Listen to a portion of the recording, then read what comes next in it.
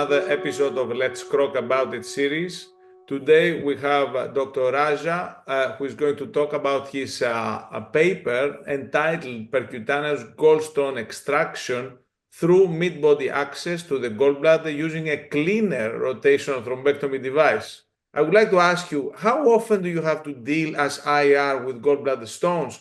And what is the specific technique that you use in this case? Thank you for having me.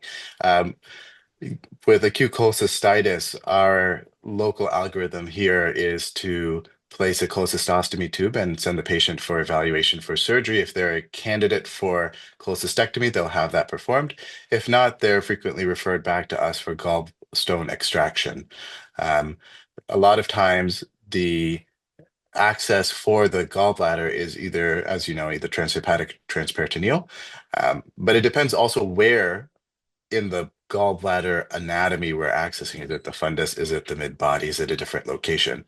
And so the unique part of this case was dealing with the challenges of mid-body access. So you mentioned that you are using a catheter. So would you use a catheter in every time? And how often will you leave it if you only trying to deal with the problem just with a catheter? How long would you leave it in for? The acute phase, we place the cholecystostomy catheter to decompress inflammation and allow infected fluid to exit. That is usually on the order of several weeks or until surgical evaluation.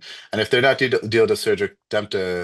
if they're not deemed to be a surgical candidate, they'll return to us, and then we discuss other techniques, which can include using an endoscope, or using a larger sheath and trying to flush out stones, trying to grab and remove them with something like a Wittich basket, or in this case, trying to reach backwards. And that's kind of the unique part of mid-body access.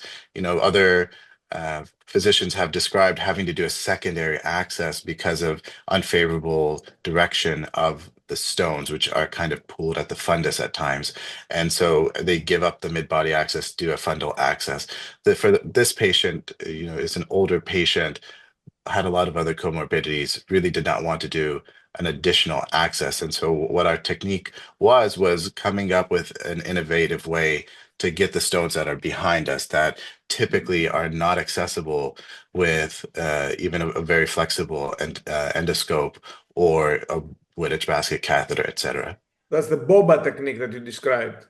Yes, and so the idea, the boba name to it is boba tea, where you kind of have the balls of tapioca that can kind of float around in your drink, and the way that many people make it the most tasty is to literally stir up the cup so that you don't just have the pooling of the boba pearls at the bottom. And so what we did was use this rotational device, the cleaner, and created a vortex in the mid-body after having filled it with saline and some dilute contrast.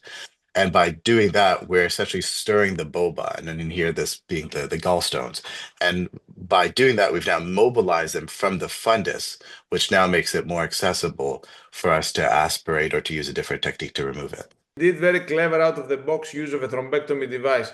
Do you think that if for a mobile structure like the gallbladder, if you used any pexi sutures like we use for the gastrostomies, would give a bit more security? Would you feel a bit more comfortable to have it on the abdominal wall? The pexi would be definitely very helpful in terms of maintaining stability. The issue sometimes, unfortunately, becomes not is it opposed to the wall, but really the angle of the access. So if the angle of the access is in one direction and the fundus is behind you, even if you're secure or not secure, it really is just making that posterior angle.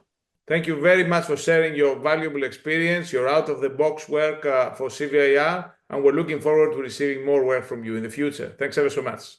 Thank you for having me.